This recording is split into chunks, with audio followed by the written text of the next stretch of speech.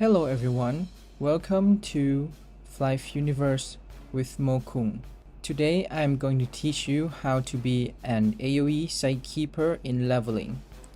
When you think of any classes that can do an area of effect damage, you will probably think about Elementor, and in this Flyff Universe you may think about Rangers, and the third one might be Build Poster, and the last one might be Knight. But in Flyff Universe, they have adjusted the skill of Psykeeper, the Psychic Square skill, to have no cooldown, dealing less damage compared to Flyff PC, but the changes enabled Psykeeper to do hit and run AoE leveling. So first let's talk about my gear. What do I use for leveling, and what is the minimum gear that you can have to do an AoE leveling on your own using Psykeeper? For equipment, I use an historic wand with +8 upgrade. The reason that I have the spirit bomb damage 11 is for boss hunting.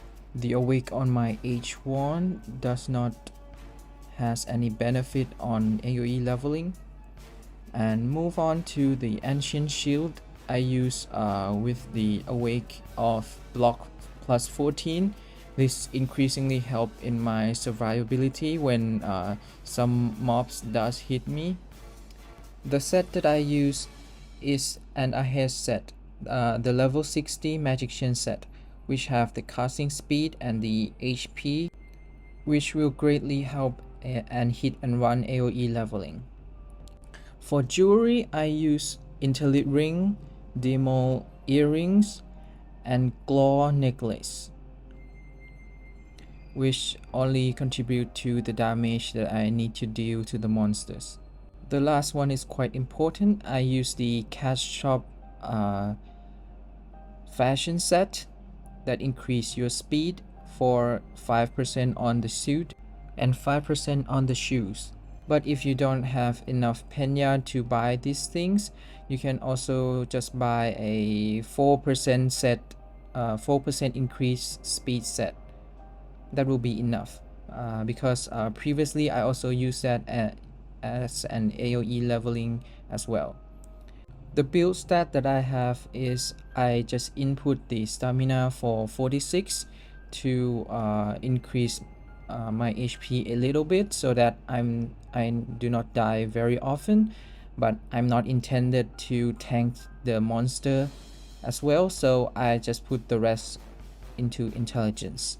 As a hit and run Psykeeper, I do not need to worry about how much mobs I gather, so I can just gather all of the mobs that I can in that area.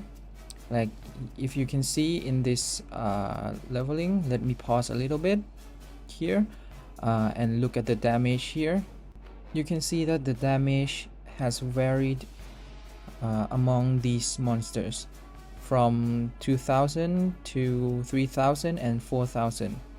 This is a common issue with the Flyff PC, is, if I'm not mistaken, that this Psychic Square skill will not deal the same damage if there is more than one person or one monsters in that area. And the hurt effect that appears on my head is the new mechanic of this Flyff Universe, that if you lure a monster and scale it to more than 10 monsters, it will reduce my damage. So my real damage on this Psychic Square is around 6000, but in this mobs, my skill happens to have the maximum damage of only 4000. So this happen across every classes, so don't worry. Just the variation of damage in this group of monsters only happen in Psykeeper. So keep in mind that your monster will not die simultaneously like other classes. If you did not catch it already, I'm luring monsters that 8 levels above my level. My level is at 85 and the monster level is at 93. So I'd suggest everyone who play hit and run character to not go beyond 9 level. Within the 9 level is okay because your damage will not be reduced that significantly, but when you reach 10 level apart, the damage will be reduced significantly. It will not be a fast leveling. So this allows me to lower monsters that is 8 levels above me, and the cash shop item that I use is the refresher hold to help me lower the monster easier. I don't have to pump the MP. And another one is the upcut stone to increase my damage.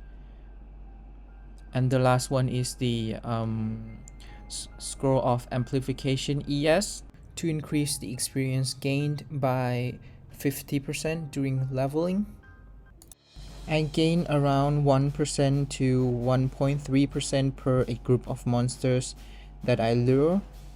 So in total, the experience gain in 1 hour of leveling is around 40% to 50%. So it is much faster than 1 versus 1 leveling with Spirit Bomb. If I use Spirit Bomb for leveling, it will be around 30% to 35% per hour. Yeah, and that's it for today. If you guys wanna do Psykeeper leveling, please keep in mind that it will not be easy, but the experience gain will be worth it. The global server just launched today, and I think that I will still continue playing in La Wolf server in Southeast Asia because I play in Thailand. Hello there, Thai followers.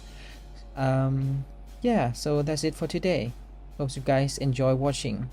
If you like my content, please like and subscribe. It will help my channel a lot. Thank you.